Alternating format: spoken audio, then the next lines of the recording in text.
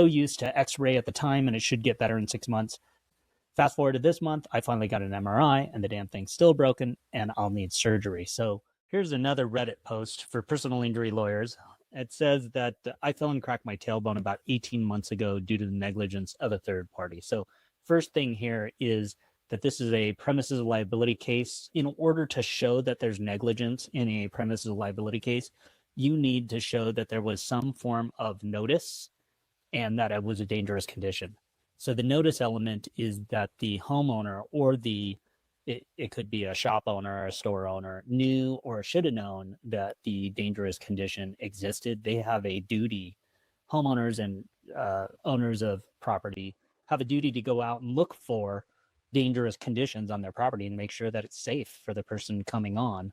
And then there's also something with invitees and licensees to make sure that if you are an invitee, then it's the highest duty of care that the landowner owes. And if you're a licensee, then it's kind of the middle care. But in any case, negligence from the third party is significant in premises liability cases because it's very difficult to prove. And not a lot of good firms out there do premises liability cases well.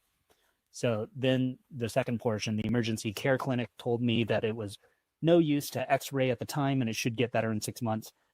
Fast forward to this month, I finally got an MRI and the damn thing's still broken and I'll need surgery. So with respect to this, whether or not it's medical negligence, that's an entirely different question.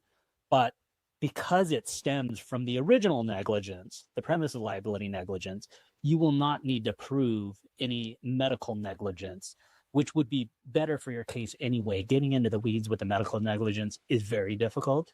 And you would need a expert doctor to say that the doctor who did not order an x-ray at the time fell below the standard of care. Very difficult, but should be explored as well. And then I want to consult a lawyer so I can cover the cost of the corrective surgery. That's a very good thing. This case, you definitely want to consult a lawyer for.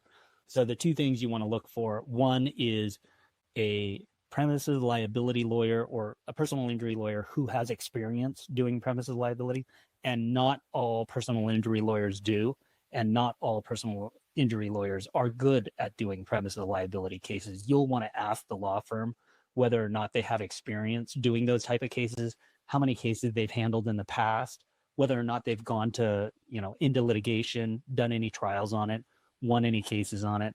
Like in our firm, for example, we're Parks and our injury lawyers. We take premises liability cases often, and what we find is that they rarely settle before requiring filing a lawsuit.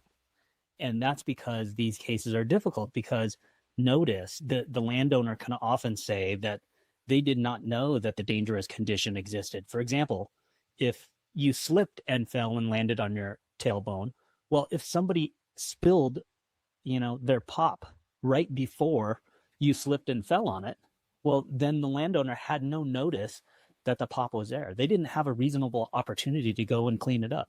So these cases require expertise. So you want to make sure that you go to a firm that has expertise in these